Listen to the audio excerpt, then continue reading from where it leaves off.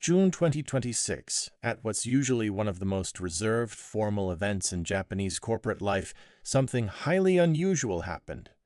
At Nissan's annual shareholder meeting, with the stock down, sales falling, and 3 straight CEOs failing to turn the company around, a shareholder stood up and said the one thing nobody in that room expected to hear: "Bring back Carlos Ghosn."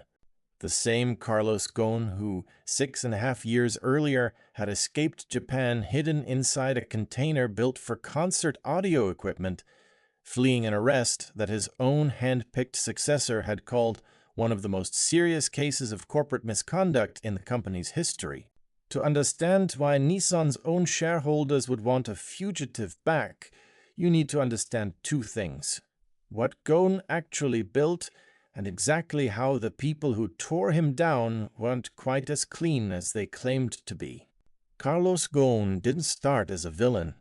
In 1999, Nissan was one of the most indebted automakers on the planet, so close to collapse that a former General Motors vice chairman joked the company would be better off taking its money and sinking it in the ocean than investing in Nissan. Renault took the gamble anyway, buying a large stake and sending in one of its rising executives to fix it. Within 3 years, Ghosn had cut Nissan's debt in half and returned it to profit. He became such a celebrated figure in Japan that his life story was turned into a manga comic book series. By the mid-2010s, Ghosn was running Renault, Nissan, and Mitsubishi at the same time, chairing an alliance that in some years sold more vehicles than any other car company on Earth. He wasn't just an executive. Inside Nissan, he was closer to an institution. On November 19, 2018, Ghosn flew into Tokyo on a private jet from Lebanon to attend a scheduled board meeting. He was arrested the moment he landed. His close ally and fellow board member Greg Kelly was arrested the same day. That night, Ghosn's hand-picked successor, Nissan CEO Hiroto Saikawa, held a press conference. He said an internal investigation, triggered months earlier by a whistleblower tip, had found that Ghosn had underreported roughly $45 million in compensation over several years, along with alleged personal use of company funds. Saikawa told reporters he felt, in his own words, anger, disappointment, and despair. News of the arrest sent Renault's stock down more than 8% in Paris within hours. Within days, Nissan's board voted unanimously to strip Ghosn of his titles. Here's what most retellings of this story leave out. The compensation arrangements Saikawa was publicly condemning weren't a secret to him. Investigative reporting in the years since revealed that Saikawa had personally signed off on 4 separate proposals to defer part of Ghosn's pay until after retirement, 2 in 2011, 1 in 2013, 1 in 2015. One of the executives involved in flagging Ghosn's conduct to prosecutors, a former board member named Hidetoshi Imazu, was later found to have received his own backdated compensation bonus, the same type of arrangement being used to prosecute Ghosn. Other executives tied to that structure struck cooperation deals in exchange for their testimony. Japanese prosecutors ultimately decided not to charge Saikawa with anything at all, a decision a citizens' review panel later upheld. Only Ghosn and Kelly ended up in a Tokyo detention cell. Each time Ghosn neared a bail hearing, prosecutors introduced a new charge, including a later allegation involving payments to a Nissan distributor in Oman, resetting the clock and keeping him detained for a combined 130 days before his eventual release on bail, so strict he was barred from freely contacting his own wife.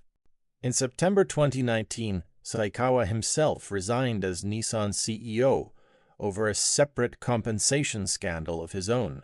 3 months later, on December 29, 2019, Ghosn vanished. He met 2 men near his Tokyo apartment, boarded a bullet train to Osaka, and walked into a hotel near the airport. Security cameras later showed 2 large cases built for touring music equipment leaving that same hotel. Ghosn was inside one of them. From there, a private jet took him through Istanbul to Beirut. The extraction was organized by a former U.S. Army Green Beret named Michael Taylor, paid hundreds of thousands of dollars through a company set up specifically for the job. Days later, in Beirut, Ghosn held a press conference lasting over 2 hours and called the entire case against him a coordinated plot. Lebanon doesn't extradite its own citizens, and Ghosn holds a Lebanese passport alongside his French and Brazilian ones. But Interpol issued a red notice for his arrest, meaning the moment he leaves Lebanon, he risks detention almost anywhere in the world. 6 years later, he's still there, unable to travel freely, his movements shaped as much by Lebanon's own economic crisis as by the case hanging over him. Nissan, meanwhile, has burned through 3 CEOs since Saikawa. Sales have fallen. Market value has dropped sharply. The company is now negotiating a possible merger with Honda, a deal Ghosn himself has publicly said he doubts will succeed. Which brings us back to that shareholder meeting in June 2026. The call to bring Ghosn back was overwhelmingly voted down. The Interpol notice alone makes that close to impossible, even before the legal case itself. But Ghosn, watching from exile in Lebanon, told Reuters he understood the outburst completely. You could feel the anger and the frustration of the shareholders, he said. Here's my take. This story usually gets told as a clean downfall. Brilliant executive, hidden corruption, swift justice. The real story is messier and more useful. The people who removed Ghosn weren't neutral investigators standing outside the system.